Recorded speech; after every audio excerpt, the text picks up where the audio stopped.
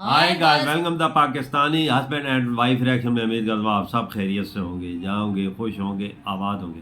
अगर चैनल को सब्सक्राइब नहीं किया तो लाजमी सब्सक्राइब कर लें ताकि मेरे आने वाली वीडियो आप तक आसानी से पहुँचे और आप इंजॉय करते रहें। मेरा नाम है नदीम। मेरा नाम है नीला।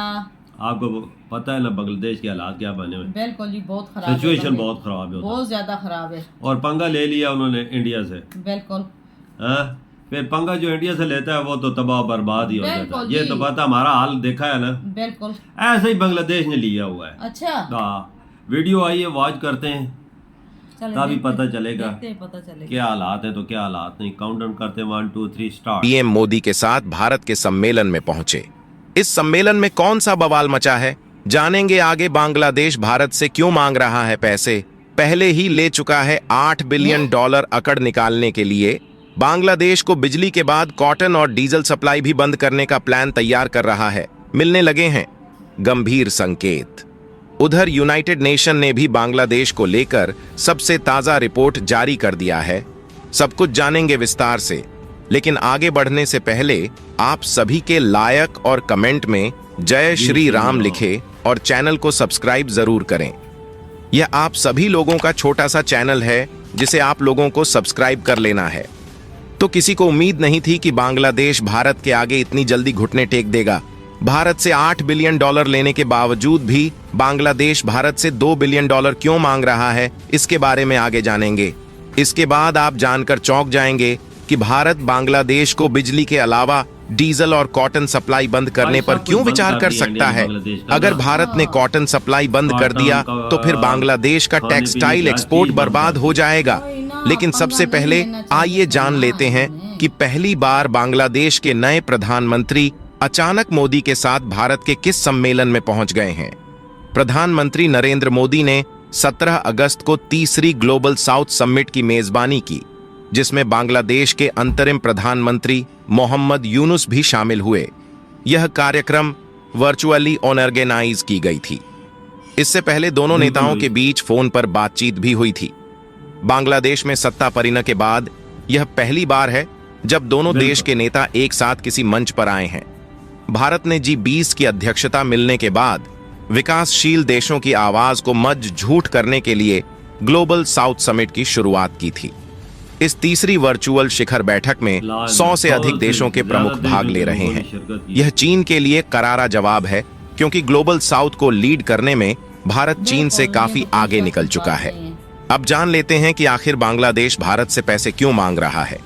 देखिए, भारत ने अभी बांग्लादेश का कमर तोड़ना शुरू किया ही था, तब तक ऐसी जानकारी सामने आ रही है जिससे पता चलता है कि बांग्लादेश पहले ही दिन से भारत के आगे घुटने टेक चुका है। भारत ने बांग्लादेश को विभिन्न विकास परियोजनाओं के लिए $4 से $5 बिलियन का क्रेडिट और ग्रांट्स दिए हैं। लेकिन अब जब प्रधानमंत्री शेख हसीना की सरकार गिर गई है, तो भारत को चिंता है कि नई सरकार इन परियोजनाओं की जिम्मेदारी लेगी या नहीं। लेकिन इससे भी ज्यादा बांग्लादेश को चिंता है कि पता नहीं आगे भारत उसे पैसे देगा कि नहीं। अगर यह परियोजनाएं रद्द कर दी जाती हैं तो भारत को भारी आर्थिक नुकसान हो सकता है और बांग्लादेश भी आर्थिक रूप से तबाह हो जाएगा। इसी कारण बांग्लादेश के नए पीएम जल्दी मोदी को फोन करके हिंदुओं की सुरक्षा की गारंटी लिए हैं और अब पीएम मोदी के साथ सम्मेलन में भाग लेने भी पहुंच गए। यह दर्शाता है कि वह भारत के वफादार बनकर रहेंगे। पिछले वर्षों में भारत ने बांग्लादेश को 3 लोन ऑन ऑफ क्रेडिट यानी LOC दिए हैं, जी की टोटल वैल्यू $8 बिलियन है। इसके अलावा भारत ने उसे कई बुनियादी ढांचा परियोजनाओं के लिए अतिरिक्त ग्रांट्स भी दिए हैं। इनमें सड़क, रेलवे, सिंचाई, शिपिंग और पोर्ट्स शामिल हैं, या भारत बांग्लादेश के रग रग में घुसा हुआ है। भारत के सहयोग के बिना बांग्लादेश अपने तरक्की की कल्पना भी नहीं कर सकता है। लेकिन बांग्लादेश में विपक्षी पार्टियों ने इन परियोजनाओं और लाइन ऑफ क्रेडिट पर भ्रष्टाचार के आरोप भी लगाए हैं, जैसे फंड दुरुपयोग, रिश्वत, फर्जी बिलिंग और जानबूझकर देरी। लेकिन इन सब के बावजूद भारत ने शेख हसीना को अपने देश में शरण दी है और उधर बांग्लादेश की नई सरकार से भी बातचीत कर रहा है। यह सब विदेश मंत्री जयशंकर के कूटनीति का कमाल है। अगर बांग्लादेश की नई सरकार हसीना पर हत्या के आरोप में मुकदमा चलाना चाहती है और उनकी प्रत्यर्पण यानी एक्ट्रान की मांग करती है, तो भारत की के लिए स्थिति मुश्किल हो सकती है। लेकिन एक हसीना के कारण बांग्लादेश की नई सरकार भारत के साथ रिश्ते बिगाड़ना नहीं चाहेगी, क्योंकि अगर भारत के साथ रिश्ते खराब हुए तो इसका सबसे बड़ा खामियाजा बांग्लादेश को ही भुगतना पड़ेगा। लेकिन अब सबसे चौंकाने वाली बात जान लीजिए, डीजल पेट्रोल के लिए भी बांग्लादेश काफी हद तक भारत पर ही निर्भर है। और आप जानकर चौंक जाएंगे कि बांग्लादेश के पास तेल आपूर्ति करने वाली भारतीय कंपनियों के भुगतान करने बाकी हैं और उसके पास पैसे भी नहीं हैं। बांग्लादेश अपने विदेशी तेल सप्लायर्स, जिनमें भारत भी शामिल है, उनको भुगतान करने में संघर्ष कर रहा है, क्योंकि वहां विदेशी मुद्रा संकट है। उसके पास मात्र $20 बिलियन के आसपास विदेशी मुद्रा भंडार बचे हुए हैं। माना जा रहा है कि अगर बांग्लादेश ने भारत को तेल के पैसे नहीं दिए तो फिर इसका तेल बंद होगा और इस तरह से बांग्लादेश में एक और नई मुसीबत खड़ी हो जाएगी। मतलब इस मामले में भी बांग्लादेश मालदीव की तरह पूरी तरह भारत के सामने सरेंडर कर देगा। लेकिन सबसे दिलचस्प बात यह है कि बांग्लादेश ने इस साल की शुरुआत में भारत से $2 बिलियन की मदद मांगी थी ताकि वह तेल के बकाया भुगतान कर सके, लेकिन यह डील कभी फाइनल नहीं हो पाई। अब माना जा रहा है कि बांग्लादेश की नई सरकार भारत से पैसे के लिए रिक्वेस्ट करने वाली है। $2 बिलियन वाले रिक्वेस्ट डील को फिर से इनिशिएट किया जा सकता है, क्योंकि बिना भारत से पैसे लिए इस देश का गुजारा होना मुश्किल है।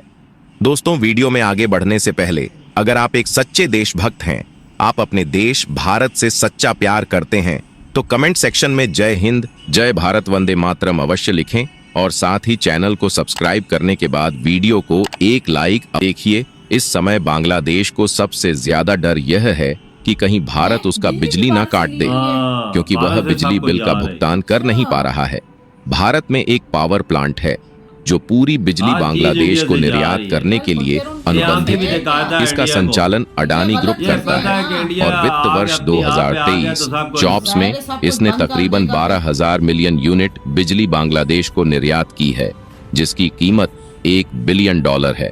मतलब कि भारत ने बांग्लादेश को एक साल में ही $1 बिलियन से ज्यादा का बिजली बिल सप्लाई कर दिया है। लेकिन बांग्लादेश पैसे देने को तैयार नहीं। वैसे तो भारत बांग्लादेश को कई महत्वपूर्ण सामान एक्सपोर्ट कर रहा है, लेकिन इन सभी एक्सपोर्ट में बिजली का एक्सपोर्ट सबसे ज्यादा महत्वपूर्ण है, जो कुल एक्सपोर्ट में तकरीबन 9 से 10 पर योगदान करता है। लेकिन अगर बांग्लादेश बिजली बिल का भुगतान नहीं कर पाएगा तो फिर भारत ने भी उसकी बिजली काटने की तैयारी कर ली है। हाल ही में बांग्लादेश में संकट के बाद भारत ने अपने पावर एक्सपोर्ट नियमों में बदलाव किया है। इस बदलाव का उद्देश्य अडानी ग्रुप के झारखंड स्थित 1600 मेगावाट के पावर प्लांट को सुरक्षा देना है।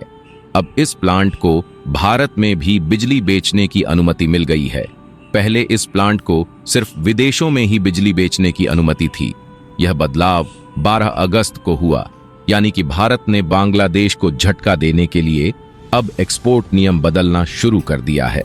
अडानी पावर का झारखंड के गोड्डा जिले में स्थित प्लांट, जो 100p इंपोर्टेड कोयले से बिजली उत्पन्न करता है, इसमें ज्यादातर कोयला ऑस्ट्रेलिया से इंपोर्ट किया जा है और बांग्लादेश को अपनी पूरी बिजली निर्यात करता है।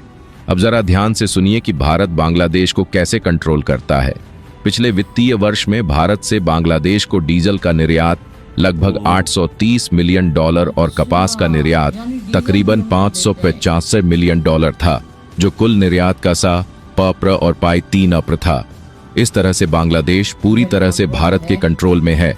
बता दें कि अडानी का गोड्डा पावर प्लांट 2 साल पहले शुरू हुआ और जून 2023 में पूरी तरह से ऑपरेशनल हुआ और 1 साल में ही बांग्लादेश को $1 बिलियन से ज्यादा का बिजली एक्सपोर्ट कर चुका है। उधर संयुक्त राष्ट्र ने 16 अगस्त को बताया कि बांग्लादेश में छात्रों के विरोध प्रदर्शन के दौरान सुरक्षा बलों ने जरूरत से ज्यादा बल प्रयोग किया, जिससे स्थिति और बिगड़ गई। विरोध प्रदर्शन हिंसक हो गए और प्रदर्शनकारियों ने ढाका की सड़कों पर कब्जा कर लिया। संयुक्त राष्ट्र की मानवाधिकार कार्यालय ने इस हिंसा पर एक प्रारंभिक रिपोर्ट जारी की है। यूएन ने बताया कि शेख हसीना के अपदस्थ होने से पहले कई हफ्तों तक चले विरोध प्रदर्शनों में 450 से ज्यादा लोग मारे गए थे। 50 से ज्यादा लोग रिपोर्ट में इन घटनाओं की स्वतंत्र जांच की मांग की गई है और कहा गया कि इस दौरान न्यायतर हत्याएं, मनमानी गिरफ्तारियां, हिरासत, जबरन गायब करना, यातना और अभिव्यक्ति की स्वतंत्रता पर गंभीर प्रतिबंध लगाए गए। लेकिन सबसे हैरान करने वाली बात यह है, यूनाइटेड नेशन को बांग्लादेश में हिंदुओं पर हो रही अत्याचार नहीं दिखे। पूरी दुनिया जानती है कि यूनाइटेड नेशन ये बात अमेरिका है। के इशारे पर काम करता है। यूनाइटेड नेशन में ऐसे में अमेरिका वह के जो इशारे पे रिपोर्ट काम जारी करता है, करेगा बात बिल्कुल सच उसमें शेख हसीना की आलोचना ही रहेगी। इससे ज्यादा आप एक्सपेक्ट नहीं कर सकते। इस वीडियो में फिलहाल, अगली वीडियो में फिर मिलेंगे, इसीलिए चैनल को सब्सक्राइब कर। इधर ही हुई हमारी वीडियो खत्म। देखा है भाई, बिल्कुल जी। ये बांग्लादेश के हालात बहुत ख़राब है ना। उधर जो सिचुएशन पैदा हुई है ना, बिल्कुल। खास कर हिंदू, उधर तकरीबन 1.5 करोड़ हिंदू हैं। अच्छा 1.5 करोड़ हाँ ना, हिंदू हैं, इतने हाँ ना, जो ज्यादा हैं। कट्टरपंथी मुसलमान है ना, उन्होंने बहुत जुल्म किया है ना। उन अच्छा। मंदिरों को आग लगा दी है, उनके घरों को जला दिया है, हर चीज को आग लगा दी हालांकि है। ये ये चीजें मोदी नहीं जी ने होनी बोला है, चाहिए। मोदी जी ने बोला है कि ये काम न करो, बिल्कुल सही बोला है भाई। क्योंकि मिनॉरिटी को हकूक वही मिलनी चाहिए जो दूसरे मज़ाहिब के लोगों को मिलने। बिल्कुल, तो बिल्कुल। मिनॉरिटी को क्यों नुकसान पहुंचाते हैं? उन्होंने क्या बिल्कुल। घुमाया है आपका? बिल्कुल गलत बात है ना, ये गलत चीजें ना। हालांकि उनको क्यों नुकसान देते हो भाई? तुम्हें कोई नुकसान दे तो आखिर उनको क्या हुआ? नुकसान है ना। बिजली उन्होंने- काट दी, बिल्कुल पेट्रोल और डीजल बंद कर दिया, चीनी बंद कर दी, खाने पीने की दुनिया की हर चीज बंद कर दी। आप बांग्लादेश मोदी जी के कदमों में घेरा के खोलो यार ये चीजें, क्योंकि उधर चीजों की किल्लत हो गई है, अच्छा। महंगाई बढ़ गई है, अच्छा रिजर्व में भी कमी हो गई, कम अज कम भी उनका रिजर्व बहुत नीचे आ गया है। अच्छा। हाँ, पैसा बहुत लेकिन कम हो कोई गया। बात है कि जुल्म ज्यादा क्यों कर रहे हैं हिंदू पे? हालांकि ये नई चीजें होनी चाहिए। तुम लोगों को पता है कि बिजली हर चीज, ये इंडिया तुम लोगों की कितनी हेल्प कर रहा है। तुम लोगों को उनको ज्यादा अच्छा रखना चाहिए। जिस तरह तुम लोगों की हर चीज की सहूलत तुम लोगों के पास है, वही सहूलतें उनको भी देनी चाहिए। ये बिल्कुल। चीजें तुम लोगों को करनी ही नहीं भाई चाहिए। जितने उधर मंसूबे चाह रहे हैं, जितने तरक्याती मंसूबे चाह रहे हैं, सारे इंडिया कर रहा है ना। कोई बिल्कुल। सड़कें पकाना हो और चीजों में, और सब कुछ इंडिया काम कर अच्छा रहा है। मतलब हर चीज इंडिया हाँ। कर रहा है, तो फिर ये क्यों ज्यादा उन पे कर रहे हैं? हालांकि ये नहीं यार करनी ये चाहिए ना। वो लोग करते हैं जो कट्टरपंथी मुसलमान है, हाँ। जो भड़कावा देते हैं कि मारो इनको, जन्नत में और बदतर उरे मिलेगी तुझे, ये वो लोग अच्छा। हैं। इंसानियत देखनी चाहिए ना। आप हाँ। मुसलमान हो तो इसका ये मतलब नहीं है कि तुम लोग हिंदुओं पे जुल्म करो। ये यार, गलत चीज है ना। और तुम ये- लोगों को ये सोचो कि इंडिया तुम लोगों की कितनी हेल्प और कितनी मदद कर रहा है। ये मदद खत्म हो गई तो तुम लोग क्या करोगे? क्या खाओगे, क्या पियोगे, क्या बिजली कहाँ से लोगे? ये चीजें पहले ज़हन में पहले तो सोचना। इंसानियत है अगर ना भाई। पहले इंसानियत होनी चाहिए ना। चलो ये चीजें अगर इंडिया इंसानियत के तहत मदद कर रहा है तो ये चीजें सोचो कि वो भी एक इंसान है, उनका भी ख्याल रखो। सबसे बिल्कुल। बड़ी बात ये है कि तुम लोग क्यों ऐसा कर रहे हो? गलत चीजें हैं ना, ऐसा नहीं करना चाहिए तुम लोगों को। बिल्कुल ये चीजें हैं ना, क्योंकि जितना जुल्म करोगे ना बिल्कुल नुकसान पहुंचेगा। बिल्कुल खुद ते- को ही नुकसान पहुंचेगा ना। बिल्कुल जुल्म नहीं करना चाहिए, क्योंकि उनके आपने में जितने मंदिर थे तोड़े, क्यों तोड़े यार? ये गलत मंदिरों ने चीज़ क्या है। नुकसान पहुंचाया था? कोई नुकसान नहीं पहुंचाया। हालांकि ये चीजें नहीं तुम लोगों को तोड़नी है। बिल्कुल। जैसे तुम लोगों की मस्जिदों को तुम लोगों को वो हाथ नहीं लगाते, तो इस तरह तुम लोगों को मंदिरों का भी ख्याल इसी तरह रखना चाहिए। वो उनके वो पूजा करते हैं, अपना जो मतलब उनके हैं वो करते हैं। ये चीजें नहीं करनी चाहिए थी तुम लोगों बिल्कुल को। ये चीजें ना। इधर ही हम वीडियो का अख्ताम करते हैं। अगली नए वीडियो में फिर मिलेंगे, तब तक बाय।